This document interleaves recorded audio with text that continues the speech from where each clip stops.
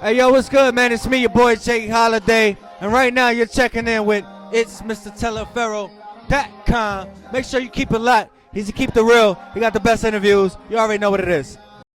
I want to salute you, homie, you know, for building your own thing and doing your own thing, creating your own platform, your own website. I got one life to live out my dreams, and I'm giving this thing all I got. I interview celebrities. I talk sports. I represent the culture. Right now, you're turning up on MrTaliaferro.com, shawty. Yeah. How y'all doing? How y'all doing? This is another interview. I am here with a artist who has done a lot of things. He's sold millions of records. You might have heard of him from his hit singles Bed, Suffocate, just to name a few. He dropped a new album to start the year off, Guilty Conscious. Yeah. It's done numbers. I am here with j.holiday. How you doing today, my man? Man, I'm good, man. We here, man. We in Knoxville. It's the after party, you know what I'm saying? Mm-hmm. I'm here. I'm still alive, in case everybody was saying that I was dying. Yeah, you got I went to bed and all that. I'm here. God damn it. Now, a lot of people do want to know, where has j.holiday been before this album? It was like I believe 5 years between album drops. Yeah. A lot of people want to know, where was j.holiday during that time? Well, this is what happened. Back in My Life in Round 2 came out on Capitol Records. Mm-hmm. You know what I mean? And when Round 2 came out, they kind of started giving me the business, like, bruh, blah, blah, blah. Mm-hmm. So I was like, I'm cool with this. And I left and went to Def Jam. Def Jam shelved me for 2 years. Okay. You know what I mean? So it's like, after that, I'm like, man, you got to let me go. Let me do my own thing. Let me try to spread my own wings. Yeah. And that's when we did Guilty Conscience. So that's where I'm at right now. So no label right now for the record. Independent. No, Holiday Music Group. Of course it's a label. Yeah. HMG. Most definitely. Now going into the album Guilty Conscious, could you tell us briefly what went into this album? What makes it different from the first two albums you dropped? What's different about Guilty Conscious?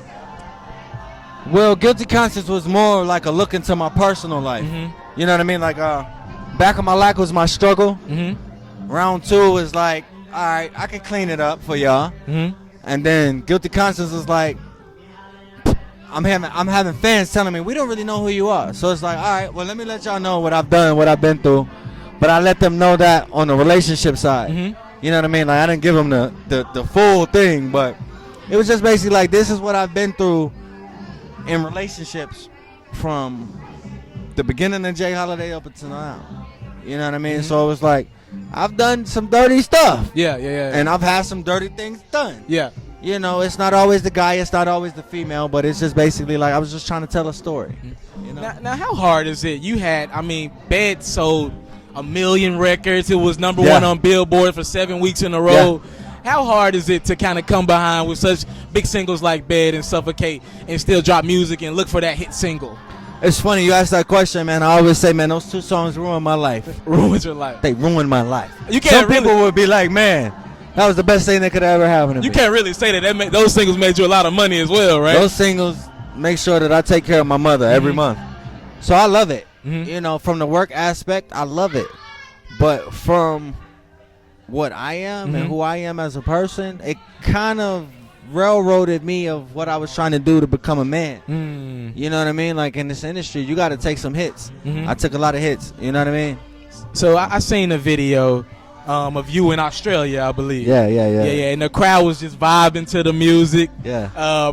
What is that like when, after all the years and everything, they still love j.holiday's record that he puts out, some of the old records as well? What's that feeling like for you? Well, honestly, the biggest key that you said in that was Australia. When we go anywhere outside of the States, we good. You know, the States are spoiled. You know, and we're not really passionate about the great music anymore. So when I go overseas, it lets me know that, guess what? In the States, they might look at me a certain way, but overseas, they're packing the club out. You might not pack the club out in the States, but in Australia, they packing the club out. Wow. And it makes me feel good because they appreciate what I did. Wow. Like, they still love me for what I did. Wow. You know what I mean? So now you were very vocal about Trayvon Martin's situation. Yeah. You did a tribute to that as well. now with that in the past, and that's case closed, and Yeah. now we have the Mike Brown situation. Could you comment briefly on both of those situations and where are we at as a society going forward? Because you're one of the more vocal and intelligent R&B singers we have in the game.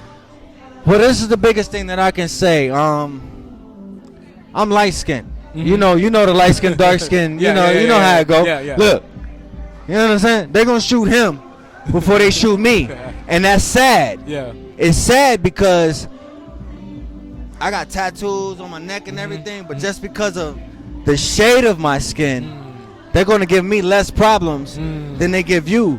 What's messed up is the fact that we still have to go through this as black men. You know what I mean? Like, I have daughters, so I might not necessarily have to ever go through this, but it keeps getting worse and worse and worse and worse and worse, you know, because we can't forget Ramali Graham. We can't forget Christopher Bell. Like, we can't forget those names, the names that happened before the Trayvon Martin thing, you know what I mean? So it's like, this is happening on a constant basis, but if you look at the skin tone, not one of them has been a light-skinned guy. Gotcha. And for me to still be black, it hurts me.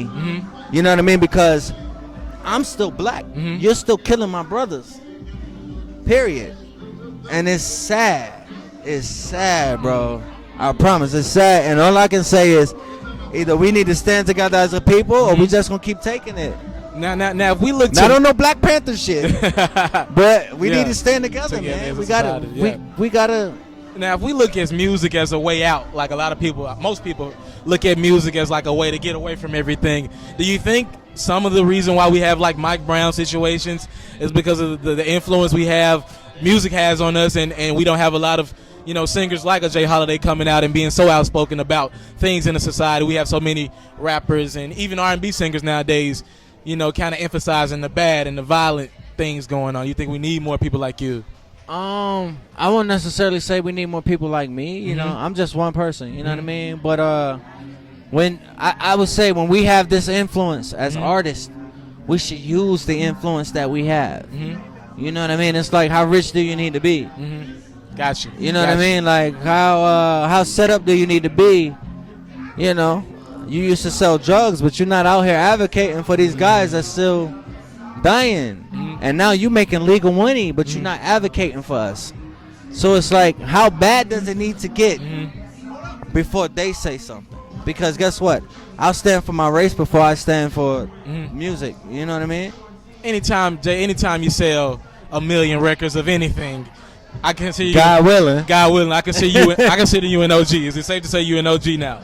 At this point, yeah, I am. Okay. You know who I hang with? I hang with the old school cats. And it's funny because as young artists, we look up to these guys and we're like, man, I look up to him. I want to be like him. I want to do this. I want to do that. And then when we get on, it's like, whatever. Yeah. You know, and it's like, I still hang with these guys. I still know all of these guys. The guys that came before me, I know them. From Jagged Edge, 112. Jodeci, Carl Thomas, Joe, Keith Sweat, Genuine, Tank, like RL from that. Like, we all hang, but they respect me because I respect the music. Who do you listen to though? You brought up so many artists that's profound. Who does, out of the new school today? We got the August Alsinas of the world. Trey still doing his thing. Who would you listen to? Out of the new people? Yeah, out of the new people. Zero. Wow. Zero. Wow. And it's not a disrespect thing. It's just kind of like, you don't move my spirit. Gotcha. You know what I mean? Gotcha. How Marvin Gaye moved my spirit? Gotcha. You don't move my spirit like that. And he was monumental with you growing up. You understand what I'm saying? Gotcha. Not even past him being monumental. Uh-huh. All right, let's take Prince. They don't move my spirit like Prince. They don't move my spirit like Michael Jackson. They don't move my spirit. They're just trying to not fall victim to the hip-hop umbrella. The hip-hop umbrella is bad. I mean, not bad in a way of talent. It's bad for R&B. Gotcha. So now, if you look at all the R&B guys, they want to be, I'm so thugged out. Yeah. Let's just say this. I've never passed out on stage. Gotcha. I'm going to leave it at that. Jay. Never. Jay, could you tell us some of the future projects you got going? What can we expect from you? And are you going to go back in the studio for an album anytime soon? Yes. Actually, This year I'll be doing my first. I'm sorry, not this year. 2015. Mm-hmm. I'll be doing my first summer album. Every album I put out have been in the fall, wintertime.